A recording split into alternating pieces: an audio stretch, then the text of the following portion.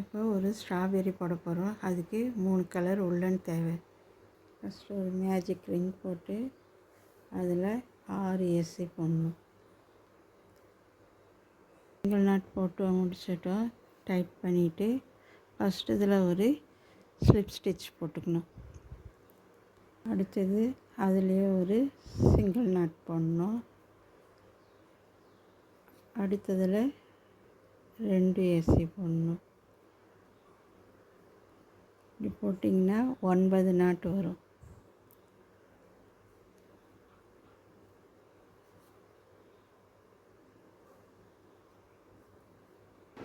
இப்போ நம்ம 2வது லைன் முடிச்சிட்டோம். இப்போ 3வது லைன் வரும். 3வது லைனுக்கு 2 எஸ்சி அடுத்தடுத்த இதில் போட்டு ஒரு இன்க்ரீஸ் இப்படி போட்டிங்கன்னா 12 எஸ்சி வரும் இந்த லைனில்.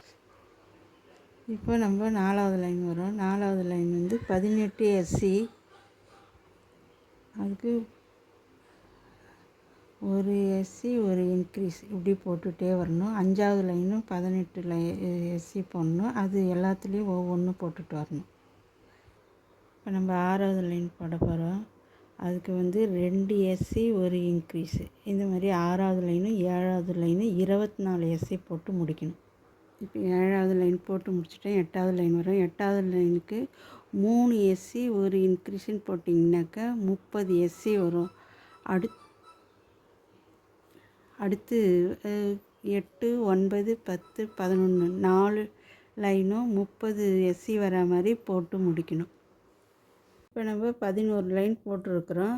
8லேருந்து 11 வரையிலையும் 30 நாட் போடணும். அடுத்து வந்து டிக்ரீஸ் பண்ணிட்டு வரணும். 3 எஸ்சி போட்டு ஒரு டிக்ரீஸ் இதே மாதிரி போட்டிங்கன்னா 24 எஸ்சி வரும். 4வதுலேயும் 5வதுலேயும் டிக்ரீஸ் பண்ணிடணும்.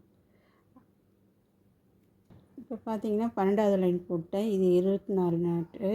அடுத்து டிக்ரீஸ் பண்ணுறது வந்து 2 எஸ்சி ஒரு டிக்ரீஸ், 2 எஸ்சி ஒரு டிக்ரீஸ் போட்டுன்னு வரணும். அது வந்து 18 வரும்.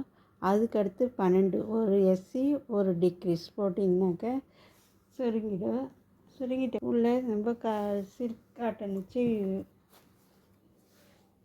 டைட் பண்ணிவிட்டு நமக்கு வேணும்னா அங்கங்கே இந்த மாதிரி ஒயிட் கலர் உள் வச்சு இது பண்ணணும்.